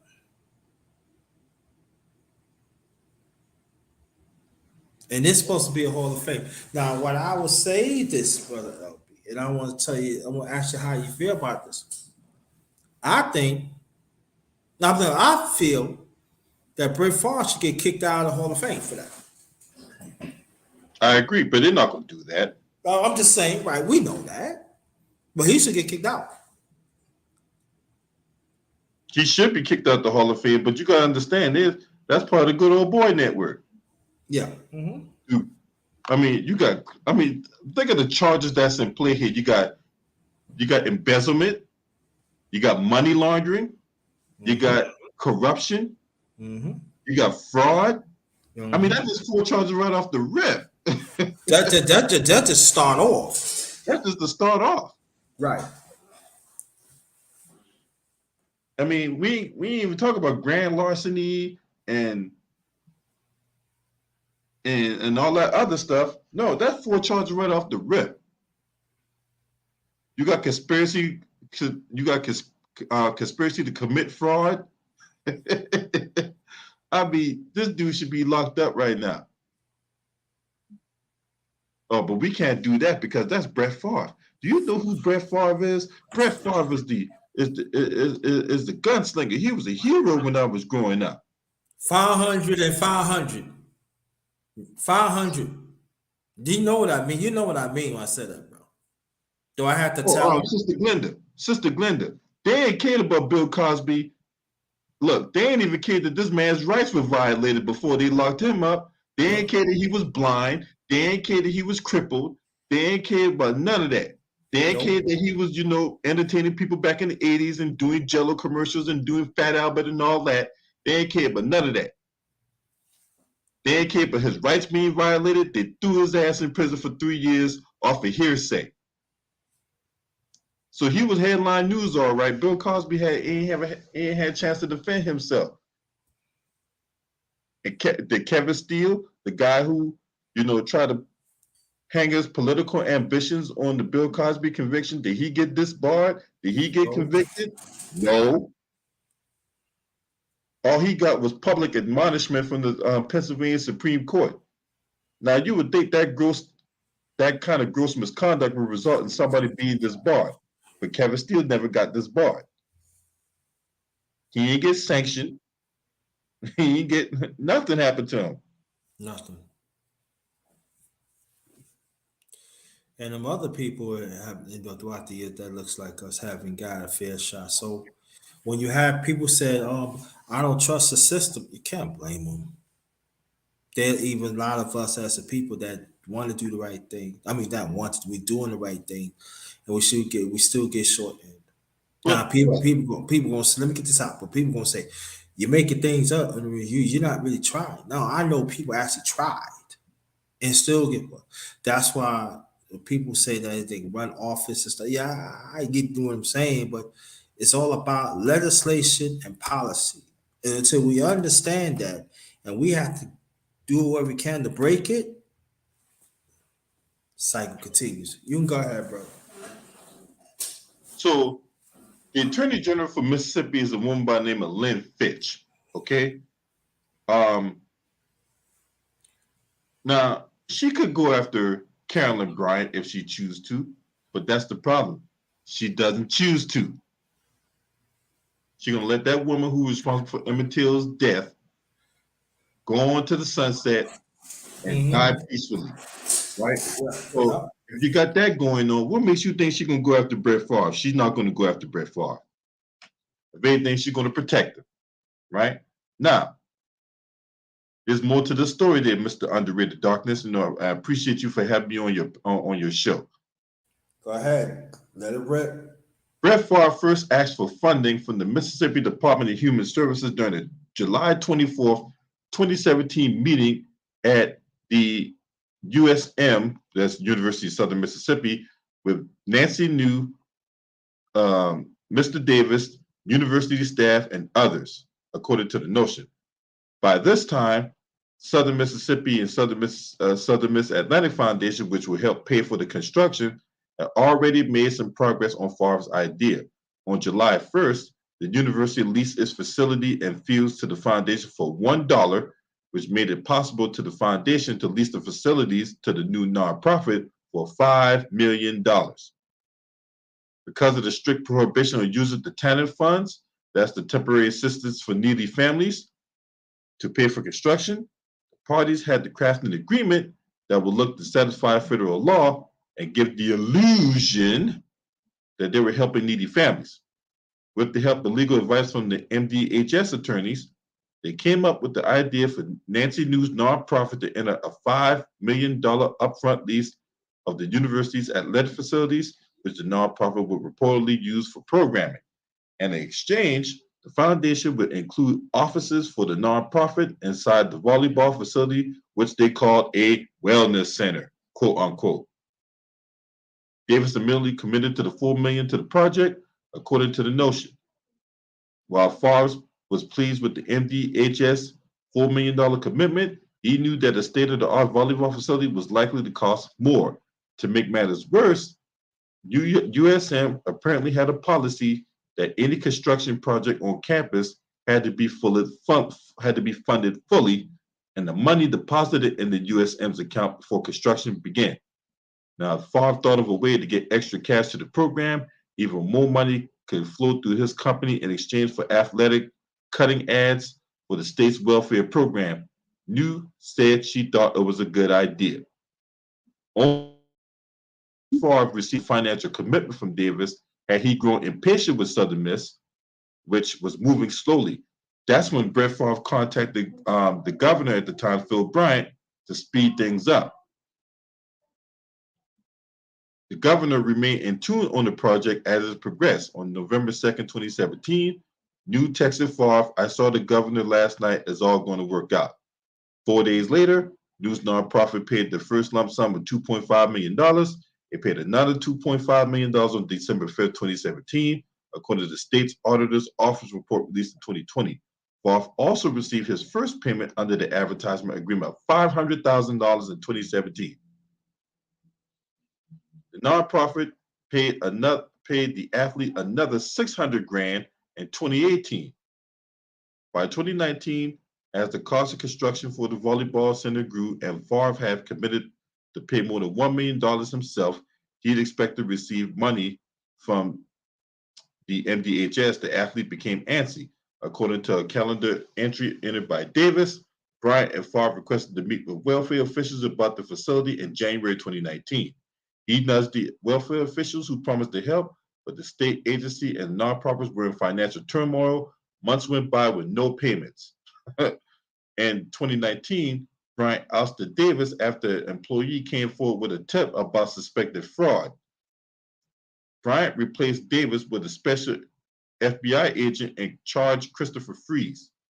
When Favre asked Bryant if Davis' departure would affect the project, the governor responded, "I will handle that. Long story, but I had to make a change. I will call Nancy to see what it will take."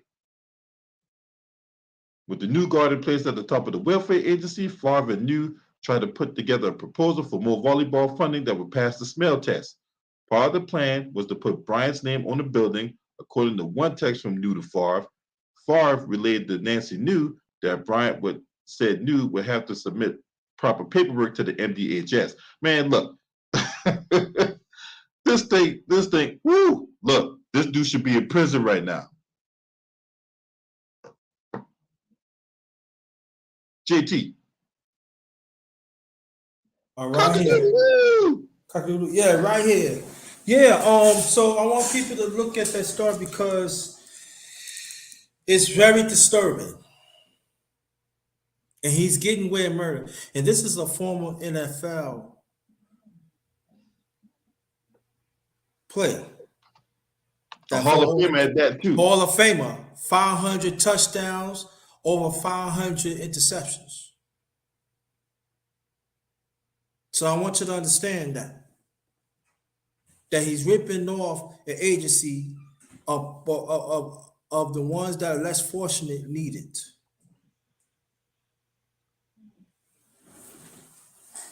So I want people to let that sink in a little bit. Let it sink in a little bit. And I guarantee you, some that looks like us down there, they're out of state, they know what's going on, and they scared. And I guarantee they probably get paid not to say nothing themselves.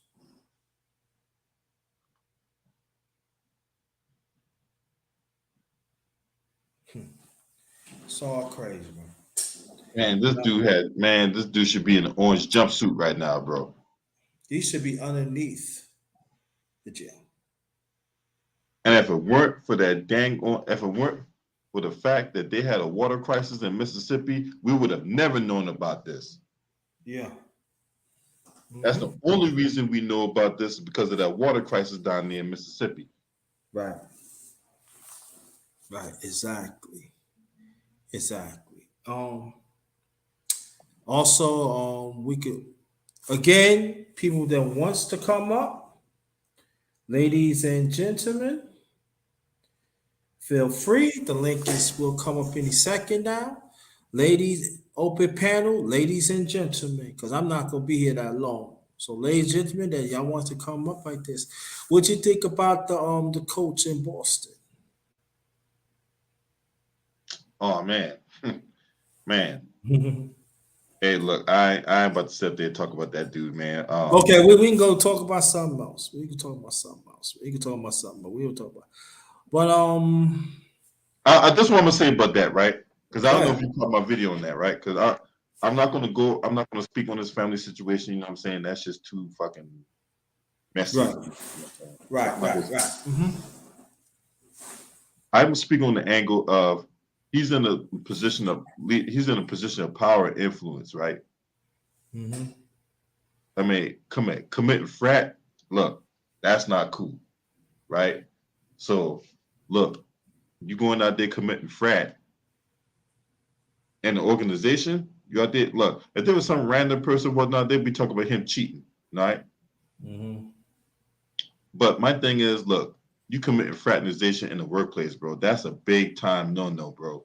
That's a big time no. That's the kind of stuff that erodes trust within the organization. I would tell a ticket, right? When I was in the military, right? And two people got caught, having sex in the weight room or having sex in one of them engineering spaces or whatever like that, right?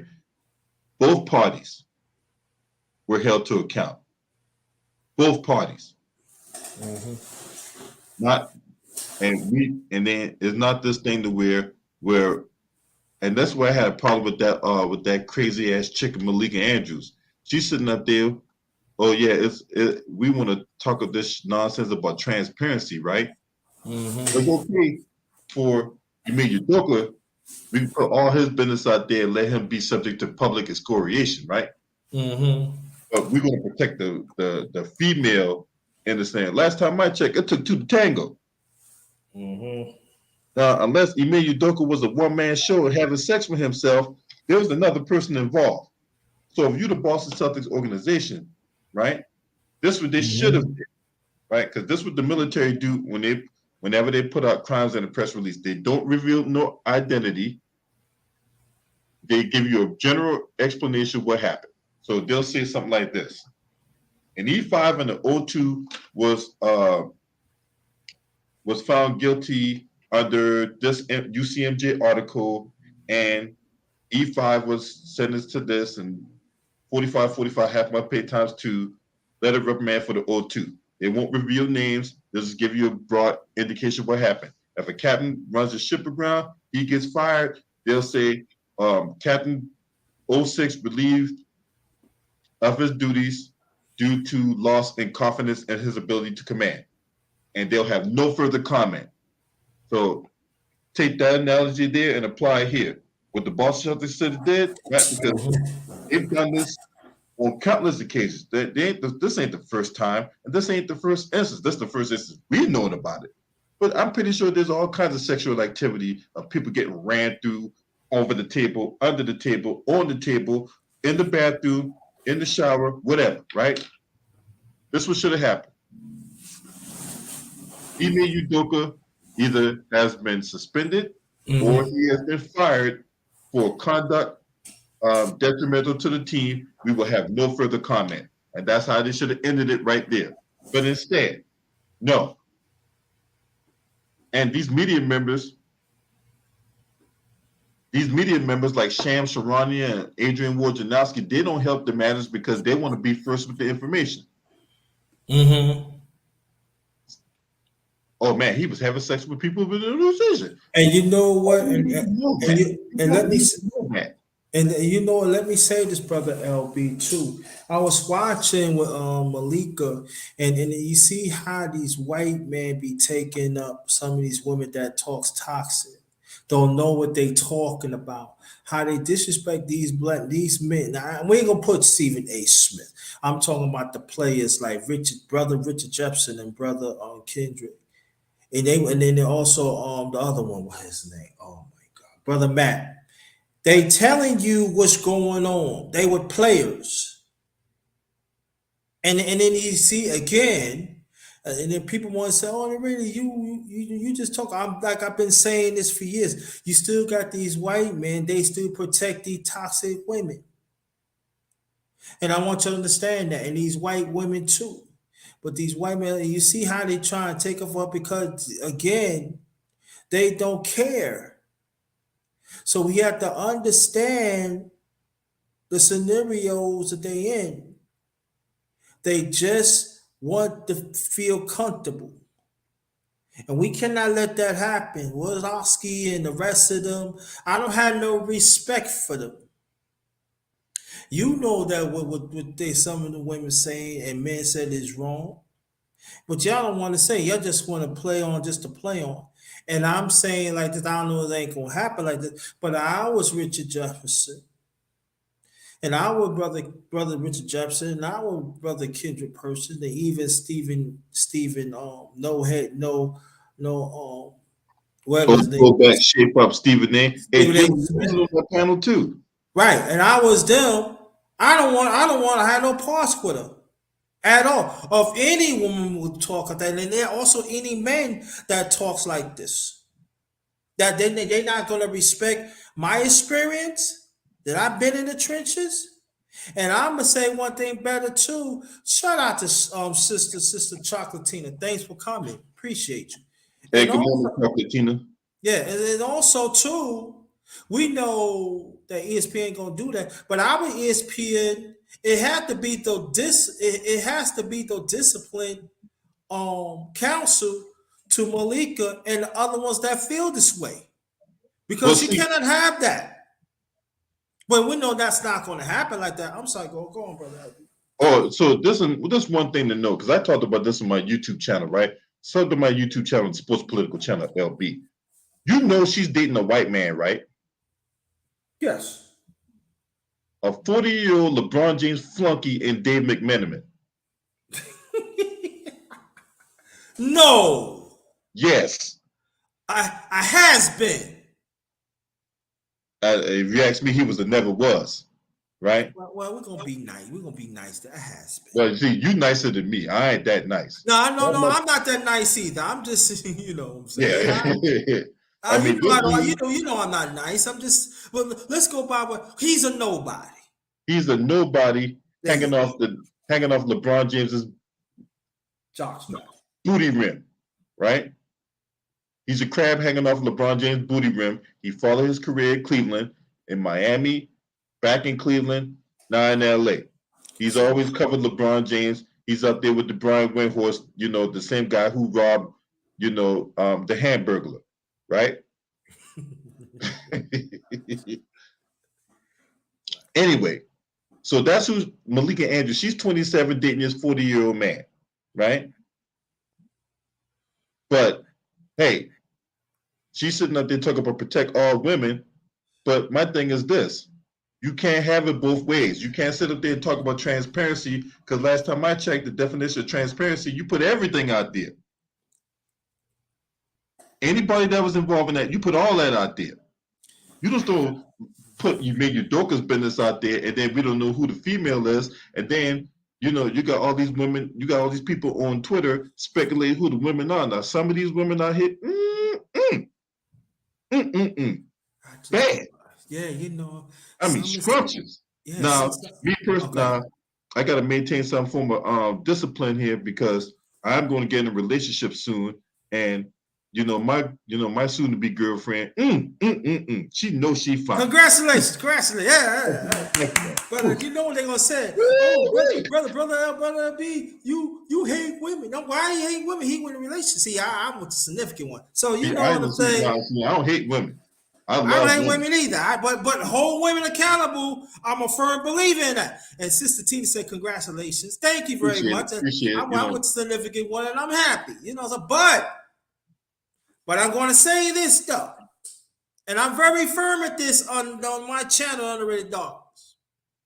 Some of your black men and some of your black women, you always talk that smack, but you always want to eat away from that evil cream. I told you before, leave that evil cream alone, but you want to get in the smack in the middle of it, and then after when they got you, you want to come home. You want to come home to the righteousness. No, you don't want to. He had to be around that evil cream. When I talk about that evil cream, I'm talking about the system. I coined that. Yours truly, the Hold on. underrated one. What's evil creed? That's the evil system. Like the Badussi? Huh? Like the like the vagina? Like the snatch? No, I ain't talking about that. I'm Oh, I'm talking about to evil say. cream. No, I ain't talking about vagina. I'm talking about the evil cream. I'm talking Malika. They love the evil cream. I'm talking about the her. brothers. They like the evil cream. Oh, evil cream. Okay, I got you now. I got you. Evil cream. I coined that. Yours truly, the underrated one. They like to be in it. And they part of Say's army. So what we need to do to cast them out. You want to play with that evil cream? You want to play with the system? You keep on saying ain't no good black man or black woman. You don't believe the sanctity of black love, of black families, of procreate.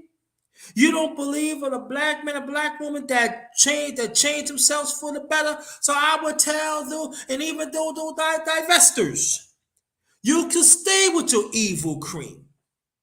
And it's not just white people either. It's be them other ones that are practice white supremacy. And when I talk about white supremacy, I'm talking about the legislation and the policies, even the mindset. That's what I'm coming from. So you can have them. Anything they ain't trying to do, they even try to destroy the ones that willing to work within God's favor here. Now I don't like to be sounding, spiritual and all that. I'm just keeping it real. Any black woman, let me say this, and I can say this right now, because I've been here 56 years, and I'm not saying that I know everything, but I know this much. Any black woman that advocate for black men, that advocate for families, you under attack. Sheila could tell you that. Sister Glenda could tell you that. Sister Tina could tell you that. Especially black women. Any black woman that are against that, you know what they stand. So what's the sense you being with these people? And it goes for black man too. So they want to be with that evil cream. You go right ahead. But around here, you the unrighteous ones. Ain't no need for you to come back here. No. And we got to call them out. And these men in here in the media, you let this evil cream hold on to your nuts and hold on to your masculinity. You need to be cast away. Black women, you let this evil cream take over your feminine, you need to get cast away. And anybody got association with you, they need to get cast away too. And I'm talking about the rest of the I'm talking about the toxic ones in the human family. Y'all need to get cast away too. Because enough is enough. Thank you, Sister Glenda. Thank you. So what we're going to do here, we're going to close this out. Yeah, because I got a step. Yeah. I want you to make your last remark. Stay here and make my last remark. I got to close this out too because I got. I keep it short and sweet. Thank you for having me on. Sub to my YouTube channel. Okay. Let me say this. Anybody that is traveling to your destination, home, job, wherever, take extra safety precaution to protect yourself because the climate out there is real, it's crazy, and we don't want nothing to happen to you. Pay attention of the climate out there because it's crazy and it's real. And stay away from that evil cream. And it's real. It's very real out there, y'all. And thank y'all for participating. The ones that was in the panel before, you know who you are. Thank you for participating to make this go around well. And this is the last of the morning real talk. Part 25, part 26 will be here soon. Don't know when, but it'll be here soon.